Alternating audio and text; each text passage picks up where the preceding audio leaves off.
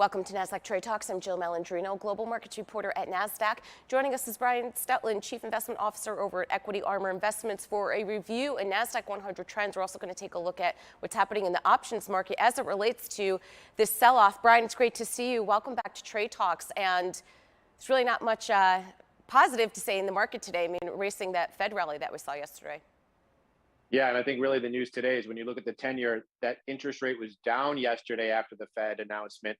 Now it's back up 10 basis points today, and I think that's caught a lot of people off sides. And when you're in this bear market, having 3% or more swings in the marketplace is kind of commonplace. So now we're seeing people just get out. It kind of feels like maybe somebody in the system here is kind of blowing out, to say a big trading shop or whatever. I'm only speculating, but it just feels like such whipsaw action on very little amount is somewhat crazy. Brian, do you think the move that we saw yesterday following the Fed and then the sell-off, the Nasdaq 100 down 5% at one point in the session, does it feel organized and constructive, the buying and the selling? It just feels as if there's these massive swoops one way or the other, not really on much news with the exception of the Fed. Right, yeah, and all this movement to me is quite surprising when you look at the options market, and you mentioned, we talk about that a little bit.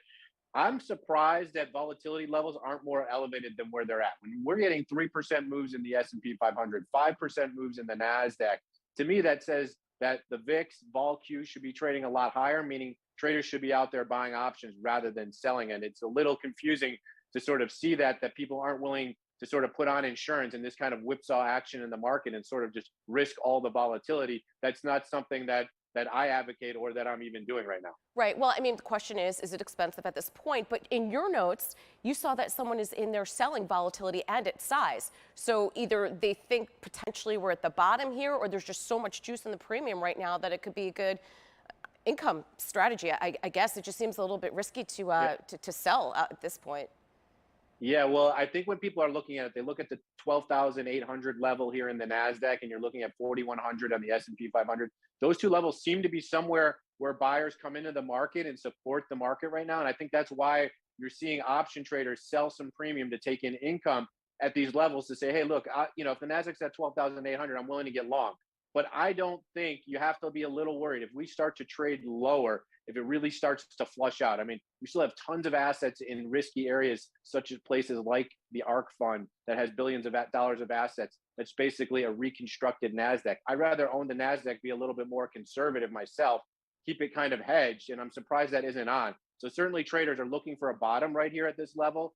But, if we flush a little lower, I think it's, 5-10% more to the downside. Look out below if we start trading a couple percent lower here. Yeah, I feel like this isn't quite over yet, or at least there's going to be volatility and chop in the market for sure. But Brian, I wonder if it really is just predicated on the Fed raising rates. I mean, we knew they were going to do this. I wonder if there's the concern with the liquidity coming out of the system. That makes sense to me. I get supply chain constraints. I get, we're seeing rising numbers of COVID again.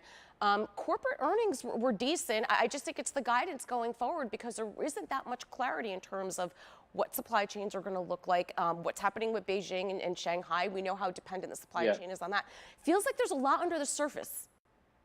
Well, I mean, I said this, a few weeks ago that I think what the Fed needs to do is they need to surprise hike to the upside in order to take the volatility out. They haven't done that. And so every time they're sort of a little bit more dovish than the marketplace seems, all we get is commodity prices higher. We're not changing any of that supply or demand issues that we're starting to see here in the marketplace, generating this inflation. And I think, you kind of have to turn your head upside down.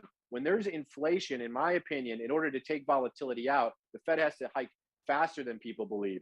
Vice versa, for so many years, the last decade, when we've been in a deflationary environment, you've wanted the Fed to be more dovish in order to get the markets to rally. I think the opposite has to happen for this to sort of shake out. And I don't think the 50 basis points that they did was enough. I know people liked it initially.